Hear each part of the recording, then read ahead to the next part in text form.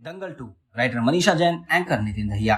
क्या है Usha express? Hello दोस्तों, मैं नितिन आपका स्वागत करता हूं पॉलीग्राड स्टूडियोज में।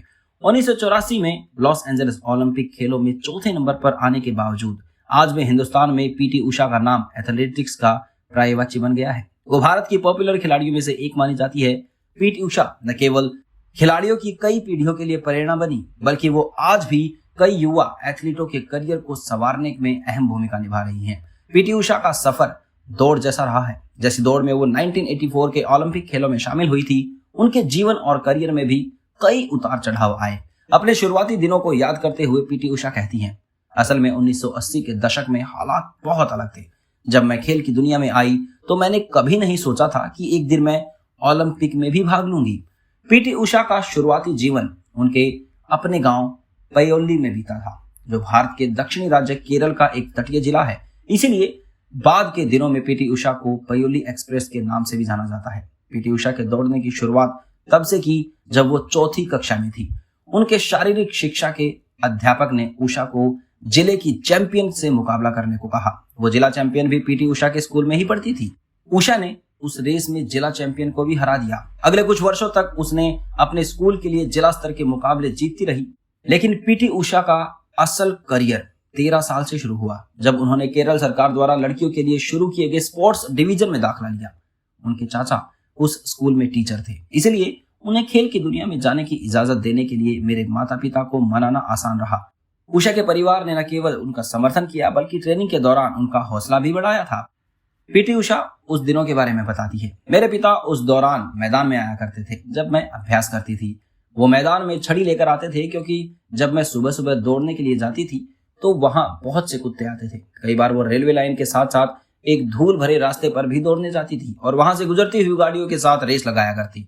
पीटी उषा को समंदर किनारे दौड़ना भी अच्छा लगता था। वो कहती हैं, मैं समंदर किनारे ट्रेनिंग करना पसंद करती थी। वहां कई तरह के अभ्यास किए जा सकते हैं, कोई और छोर नहीं हुआ था। आप चढ़ाई वाली दौड़ भी कर सकते हैं और ढलान पर भी दौड़ सकते हैं। उषा बताती है, शुरुआत में तो लोग उन्हें देखकर हैरान हुआ करते थे। वो साल 1978 या 1979 का था। वो शॉर्ट पहनकर समंदर किनारे दौड़ लगाती थी। उन्हें दौड़ते देखने के लिए बहुत से लोग बीच पर आया करते थे, लेकिन आखिर में उन लोगों ने भी उषा की मदद की और उनका हौसला बढ़ाया। वो तैरना नहीं जानती थी, उन्हें पानी के भीतर जाने में डर लगता था। तब वहां बच्चे और आसपास के लोग समंदर के किनारे आया करते थे। उन्हें तैरना आता था और वो उषा की हिफाजत किया करते थे। हालांकि पीटी उषा राज्य सरकार के प्रशिक्षण अभियान में शामिल थी, फिर भी उन्हें बहुत कम सुविधाएं मिला करती थी, क्योंकि वहां करीब 40 खिलाड़ी थे, जिनमें एथलीट भी शामिल थे। तो उनके लिए गिने चुने बाथरूम हुआ करते थे। तमाम मुश्किलों के बावजूद उन्हें कई सख्त नियमों का भी पालन करना पड़ता था। उनका दिन सुबह 5 बजे शुरू होता था। दौड़ने की प्रैक्टिस करने के साथ साथ उन्हें पढ़ाई का कोर्स भी पूरा करना होता था। स्कूल की इसी स्पोर्ट डिवीजन में पीटी उषा की मुलाकात मशहूर कोच OM नाम्बियार से हुई। नाम्बियार से मिलना उषा के करियर का इंपॉर्टेंट मोड़ साबित हुआ। नाम्बियार को पीटी उषा में एक अलग ही चमक दिखी। उन्होंने उषा को और बेहतर करने के लिए मोटिवेट किया और उन्हें प्रशिक्षण देकर एक जबरदस्त एथलीट के रूप में तैयार किया। नाम्बियार सर सभी खिलाड़ियों को एक गोले में खड़ा करते थे और फिर हमसे वर्जिश कराते थे। जो सबसे अच्छा करता था वो उसे इनाम दिया करते थे और उषा हर बार सबसे अच्छा करना चाहती थी, पहले जिला स्तर, फिर राज्य स्तर और आखिर में राष्ट्रीय स्तर पर। पीटी उषा का प्रदर्शन दिनों दिन निखरता गया। 1980 में केवल 16 बरस की उम्र में पीटी उषा ने मॉस्को में हुए ग्रीष्मकालीन ओलंपिक खेलों में हिस्सा लिया था। 4 साल बाद वो किसी ओलंपिक खेल के फाइनल में पहुंचने वाली पहली भारतीय महिला एथलीट बन गई थी। लेकिन बस एक मामूली से फासले से उषा ओलंपिक का मेडल जीतने से चूक गई थी। 1984 में लॉस एंजलिस ओलंपिक खेलों में महिलाओं की 400 मीटर की बाधा दौड़ का धुंधला सा वीडियो आज भी भारतीय खेल प्रेमियों के रोंगटे खड़े कर देता है और उनके दिल टूट जाते हैं। इस फुटेज की शुरुआत में आप एक लंबी और दुबली भारतीय एथलीट को शुरुआती लाइन पर खड़ा देखते हैं। कमेंटेटर उसके बारे में बात कर रहे हैं, जब ये लड़की लॉस एंजलिस आई थी तो किसी ने इनका नाम नहीं सुना था। 20 बरस की यह लड़की एशियाई रिकॉर्डधारी एथलीट है, लेकिन ओलंपिक से इसके बारे में कोई चर्चा नहीं कर रहा और यहाँ उसके पास शायद ओलंपिक का गोल्ड मेडल जीतने का मौका है। शायद ओलंपिक का गोल्ड मेडल जीतने का मौका क्वालिफाइंग राउंड और सेमीफाइनल में अपने शानदार प्रदर्शन से पीटी उषा ने इसी की उम्मीदें जगाई थी। जैसे ही मुकाबला शुरू करने के लिए बंदूक दागी गई तो उषा दौड़ पड़ी। उन्हें लगा कि ये शानदार शुरुआत थी, लेकिन कुछ ही सेकंड्स बाद रेस को रोकना पड़ा क्योंकि ऑस्ट्रेलिया की एथलीट डेबी फिलिंटॉप केवल एक कदम चलकर गिर पड़ी। पीटी उषा उस मुकाबले को याद करते हुए कहती हैं, जब दोबारा रेस शुरू हुई तो वो बहुत नर्वस थी। उनका ध्यान बिल्कुल बढ़ चुका था, वो डरी हुई थी, उनके हाथ पैर कांप रहे थे। आखिरी मुकाबला जब शुरू हुआ और वो धीमा दौड़ रही थी, सेमीफाइनल से भी धीमा, लड़खड़ाती हुई शुरुआत के बावजूद पीटी उषा आखिर के 3 खिलाड़ियों में शामिल थी, लेकिन वो बस बाल बराबर दूरी से मुकाबला हार गई थी। उनका पांव आगे था, लेकिन वो सीने से आगे नहीं झुक पाई। अगर वो अपने सीने को आगे की तरफ झुका पाती तो वो निश्चित रूप से मेडल जीत लेती। लेकिन उस रेस में पीटी उषा चौथे नंबर पर रही थी। वो कहती है, मुझे बहुत बुरा लग रहा था, मेरी आंखों में आंसू आ गए थे, यहां तक कि नामबियार सर भी रो पड़े थे। ओलंपिक में पीटी उषा को हारने पर ऐसा लगा कि देश के सभी 75 करोड़ लोगों की हार हुई है। लेकिन चौथे नंबर पर रहने के बावजूद पीटी उषा अपने देश की नजर में एक नायिका थी, क्योंकि यहाँ ओलंपिक मेडल जीतना एक दुर्लभ ख्वाब था। अगले कुछ मुकाबलों में पीटी उषा अपना सर्वश्रेष्ठ प्रदर्शन नहीं कर सकी। लोगों ने उनकी आलोचना करनी शुरू कर दी, लेकिन उन्हें खुद पर यह यकीन था कि वो वापस जरूर करेंगी। और ऐसा हुआ 1986 के सियोल एशियाई खेलों गोल्ड मेडल की बरसात के साथ। उन खेलों में पीटी उषा ने 4 गोल्ड मेडल जीते थे। 400 मीटर की रेस में उषा ने स्वर्ण पदक जीते। 100 मीटर की रेस में वो दूसरे नंबर पर रही। सियोल एशियाई खेलों में भारत ने 5 गोल्ड मेडल जीते थे और इनमें से 4 स्वर्ण पदक अकेले उषा ने जीते थे। यह न सिर्फ उनके लिए बल्कि हर भारतीय के लिए गौरव का पल था। जब भी वो मेडल लेने के लिए किसी विक्ट्री मंच पर जाती तो जनगणमन की धुन बजती। वो उनके लिए सबसे ज्यादा खुशी का मौका होता था। पीटी उषा को 1983 में अर्जुन अवार्ड दिया गया था। 1985 में उन्हें देश के चौथे सबसे बड़े नागरिक सम्मान पद्मश्री से सम्मानित किया गया।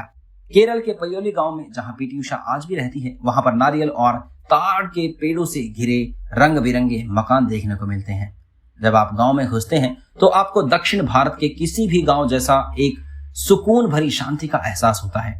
गांव की एक गली का नाम पीटी उषा के नाम पर रखा गया। उससे होते हुए आप पीटी उषा के घर तक पहुंचते हैं। यह सिर्फ उषा का घर नहीं, बल्कि ये उनकी उपलब्धियों का खजाना भी है और उनकी यादों का घर भी। घर की कलात्मक सरलता ठीक वैसी है जैसी खुद पीटी उषा है, विनम्र, शुक्रगुजार और जमीन से जुड़ी हुई।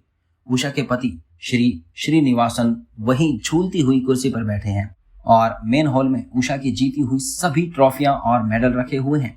दूसरी तरफ सीढ़ियों के साथ पुरानी तस्वीरें तरीके से लगाई गई, जिसमें पीटी उषा की तस्वीरें प्रधानमंत्रियों, नोबेल विजेताओं और अन्य एथलीटों के साथ हैं। इन दोनों को जोड़ने वाली दीवार पर ओलंपिक की रेस में चौथे नंबर पर रहने का उनका सर्टिफिकेट है। अर्जुन और पद्मश्री पुरस्कार हैं और घर में प्रवेश के द्वार के ठीक ऊपर पीटी उषा के कोच OM नाम्बियार की तस्वीर लगी हुई है। जब आप घर में घुसते हैं तो आपको उनकी सारी उपलब्धियां दिखाई देती हैं और वापस जाते हुए आप उस शख्स को देखते हैं जिनकी वजह से ये सब मुमकिन हो सका, यानी उनके पति। पीटी उषा खेलों की दुनिया में दोबारा आई और उन्होंने 1997 में अपने खेलों के करियर को अलविदा कहा। तब तक वो भारत के लिए 103 अंतरराष्ट्रीय मेडल जीत चुकी थी। अब पीटी उषा ने ओलंपिक में मेडल जीतने की चाहत रखने वाले युवा खिलाड़ियों को ट्रेनिंग देने के लिए एक एकेडमी शुरू की, Usha school of athletics. Kerala के कोझिकोड जिले में किन्नालुर की पहाड़ियों के बीच स्थित है। आज ये एकेडमी युवा एथलीटों की ट्रेनिंग के लिए एक बेहतरीन संस्थान के तौर पर फेमस हो चुका है। इस स्कूल की शुरुआत करना उषा का एक ख्वाब था। इसके जरिए वो खेलों के लिए कुछ करना चाहती थी जिनसे उन्हें जीवन में इतना कुछ दिया। लॉस एंजलिस ओलंपिक खेलों में नाकामी के बाद वो ट्रेनिंग करने के लिए हर साल 3 महीने के लिए लंदन जाया करती थी। उषा ने वहां जो सुविधाएं देखी वो दिलचस्प थी। उनके दिमाग में ये बात थी, अगर उन्होंने अपना स्कूल खोला तो उसमें ऐसी ही सुविधाएं होंगी। तो उषा को स्कूल ऑफ एथलेटिक्स का विचार वहीं से आया। अपने पति श्रीनिवासन के साथ उषा एक एकेडमी में आने वाली खिलाड़ियों की निगरानी करती है, उन्हें कुदरत की छांव में गाइड करती है। वो सभी एथलेटिक्स ट्रैक पर ट्रेनिंग करते हैं और वहां से कुछ किलोमीटर दूर स्थित समंदर तट पर भी दौड़ लगाते हैं। उनका लक्ष्य ओलंपिक मेडल जीतना है। उन्होंने उसी लक्ष्य के लिए अभ्यास करना शुरू किया और उन्होंने एशियाई खेलों में बहुत अच्छा प्रदर्शन किया। अकेडमी के टिंटू लुका ओलंपिक खेलों में 11वें नंबर पर आ रहे थे और देश की अन्य महिलाओं को पीटी उषा ये मंत्र देती है। उन्हें लगता है कि अगर वो 1980 के दशक में वो सब कर सकी, ओलंपिक मेडल के इतने करीब तक पहुंच सकी और बिना सुविधाओं के 103 अंतरराष्ट्रीय मेडल जीत सकी, तो हर एक में खूबियां हैं। फिर चाहे वो खेल की दुनिया में हो या पढ़ाई की, उन सब में खूबियां हैं, लेकिन शायद उन्हें बहुत सी बाधाओं को पार करना पड़े। सफलता का एक ही मंत्र है, कड़ी मेहनत। इसमें कोई शक नहीं कि महिलाएं चमत्कार कर सकती हैं। तो दंगल 2 के मेकर्स उषा की इसी जर्नी को फिल्म के जरिए सबके सामने ला सकते हैं। आपका इस बारे में क्या ख्याल है, हमें कमेंट में जरूर बताएं। हम फिर मिलेंगे एक नई वीडियो के साथ। तब तक खुश रहें और सेफ रहें। धन्यवाद।